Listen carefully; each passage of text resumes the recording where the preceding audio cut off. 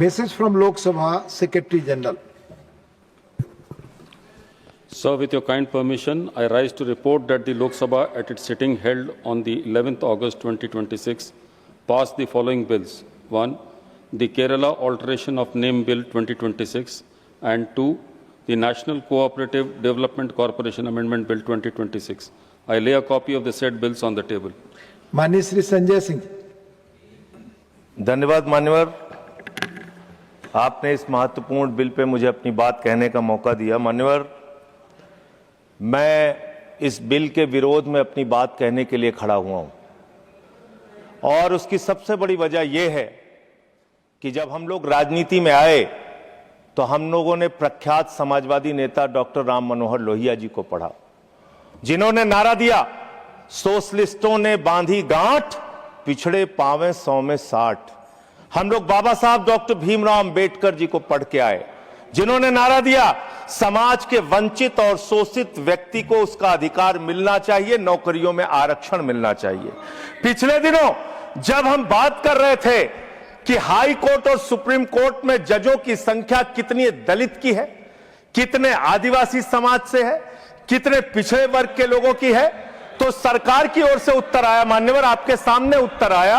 देखिए, पिछड़े दलितों की बात होती है तो रोकना शुरू कर देते हैं।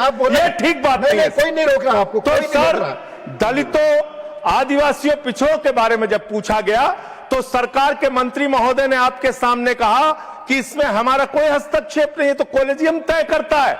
लेकिन आज जब यह बिल मैं पढ़ रहा था, इस बिल के अंदर जिसमें आपने पूर्व जजेस को अधिकार दिया है, जिसमें आपने पूर्व टेक्निकल पर्संस को अधिकार दिया है, जिसमें आप तमाम 16-17 ट्रिब्यूनल्स बनाने के लिए जा रहे हैं, उसमें कितने आरक्षण आपने दलित वर्ग के लोगों को दिया, आदिवासी को दिया, पिछड़े को दिया, ये आपके माध्यम से मैं सरकार से पूछना चाहता हूं। मान्यवर, एनसीएलटी जो सबसे बड़े विवादों में घिरा हुआ है, उसका अधिकार आप अपने पास रखना चाहते हैं। इस कमेटी को एनसीएलटी गठन करने का अधिकार नहीं है। क्यों अधिकार नहीं है? क्योंकि वीडियोकॉन का हजारों करोड़ रुपए, 97% पैसा जो उसके ऊपर कर्ज था वो माफ कर दिया गया और मात्र 3% पैसा वसूला गया। 5,53,000 करोड़ रुपए में से मात्र 3.5 लाख करोड़ रुपए माफ किया गया और बाकी पैसा वसूल किया गया। ये सारा खेल एनसीएलटी के माध्यम से हो रहा है, जिसमें हजारों लाखों करोड़ रुपए बड़े बड़े पूंजीपतियों का आप माफ करते हैं और उसके गठन का अधिकार आप अपने हाथ में रखना चाहते हैं। मान्यवर, मैं आपके माध्यम से ये बताना चाहता हूं सरकार को, मैं सूची पढ़ रहा था। मान्यवर, सुप्रीम कोर्ट के अब तक के जितने जजेज हुए, उनमें से 10.5 करोड़ की आबादी वाले आदिवासी समाज के मात्र एक जज सुप्रीम कोर्ट में हुए। मान्यवर, एक जज हुए।